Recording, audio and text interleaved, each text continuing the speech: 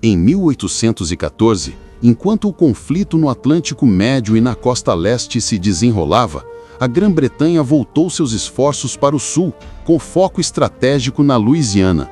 Nova Orleans, centro comercial vital e ponto de controle do rio Mississippi, tornou-se o alvo principal de uma invasão destinada a cortar a principal via de transporte fluvial dos Estados Unidos, enfraquecer o comércio e impor pressão sobre o governo americano.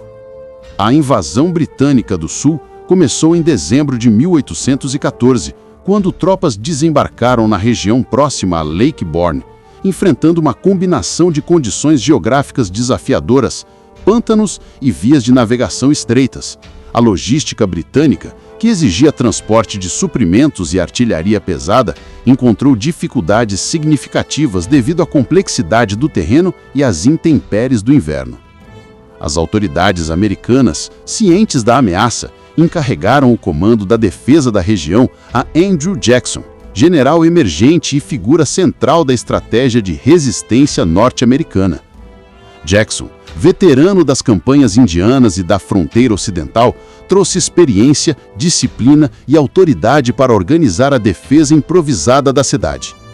Jackson rapidamente mobilizou uma força heterogênea, composta por milícias locais, regulares do exército, voluntários, caçadores da fronteira e até escravos armados contratados, demonstrando habilidade em integrar diferentes contingentes numa força coesa.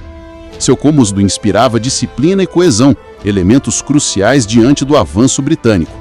A preparação defensiva envolveu a construção de barreiras improvisadas, trincheiras e barricadas de terra, aproveitando o terreno pantanoso e rios secundários para criar obstáculos naturais que retardassem o avanço inimigo. Essa estratégia defensiva destacou-se pela criatividade e utilização máxima das condições locais. As tropas britânicas, comandadas por Sir Edward Pakenham, subestimaram a eficácia das defesas americanas e avançaram confiantes, acreditando que poderiam conquistar Nova Orleans rapidamente, consolidando seu controle sobre o Mississippi e ameaçando outras cidades do sul. Em 8 de janeiro de 1815, a batalha iniciou-se com ataques frontais britânicos contra as posições fortificadas de Jackson. Apesar da experiência e disciplina britânicas, os defensores americanos utilizaram um fogo cruzado, aproveitando barricadas, trincheiras e artilharia bem posicionada para infligir pesadas baixas ao inimigo. A geografia e o terreno pantanoso funcionaram a favor dos americanos, dificultando a movimentação das colunas britânicas e tornando seus ataques previsíveis.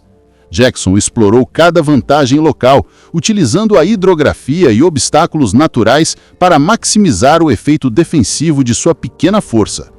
O confronto prolongou-se por horas, com sucessivas ondas britânicas sendo repelidas. A artilharia americana, bem posicionada e coordenada, provocou impacto devastador, destruindo formações e deixando o moral inimigo abalada. As perdas britânicas foram significativas, incluindo ferimentos graves para o próprio comandante, Pakenham, que acabou morto no campo de batalha. A liderança de Jackson demonstrou-se decisiva. Ele manteve a coesão de uma força variada, coordenou reforços oportunos e, sobretudo, transmitiu disciplina e confiança, impedindo que a pressão britânica quebrasse a linha defensiva americana. Apesar de um efetivo menor, os americanos utilizaram táticas de fogo contido, posições defensivas em L e em redutos, e controle meticuloso das rotas de ataque, maximizando o efeito de cada soldado disponível. A vitória não dependia de números, mas de estratégia, posição e moral elevado.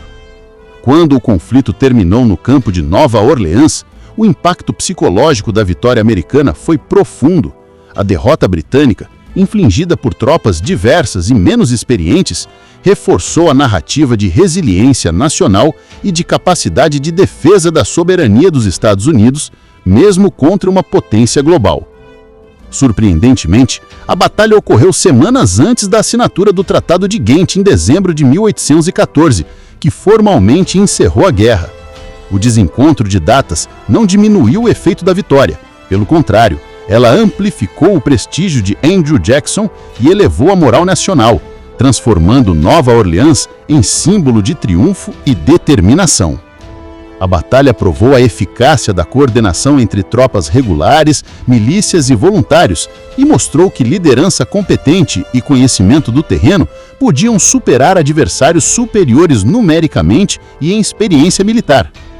Além do impacto militar, a vitória teve efeitos políticos imediatos.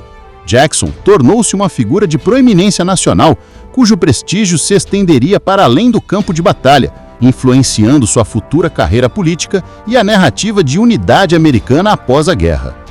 Para os britânicos, a derrota representou uma lição estratégica: subestimar a resistência americana, ignorar as dificuldades geográficas e desprezar a capacidade de improvisação das forças locais resultava em perdas humanas elevadas e fracasso operacional. As operações no Sul mostraram ainda a importância do apoio logístico e da integração entre forças terrestres e navais, pois os britânicos tiveram dificuldades em coordenar desembarcadas, suprimentos e ataque simultâneo, enquanto os americanos aproveitaram a proximidade com fortalezas e rios para manter linhas de suprimentos eficientes. A vitória em Nova Orleans não apenas reforçou o moral americano, mas também simbolizou a capacidade de defesa da nação frente a invasões estrangeiras. Mesmo ocorrendo após o Tratado de Paz, consolidou a ideia de que os Estados Unidos poderiam resistir e proteger seus territórios com eficácia. O episódio reforçou o sentimento de identidade nacional, demonstrando que diferentes contingentes sociais, incluindo milícias locais e voluntários, podiam se unir para defender interesses comuns, superando divisões internas e rivalidades regionais. A batalha também destacou a importância de liderança decisiva e do planejamento defensivo, ensinando lições sobre a utilização do terreno, construção de fortificações improvisadas e integração de forças heterogêneas, princípios que se tornariam referências futuras para o exército americano. Em suma, a Campanha do Sul e a vitória em Nova Orleans, conduzida por Andrew Jackson, representaram não apenas um triunfo militar tático, mas um marco simbólico e psicológico para os Estados Unidos, consolidando confiança nacional, prestígio individual e capacidade de defesa soberana, encerrando a guerra com uma nota de êxito que ressoaria por décadas na memória coletiva do país.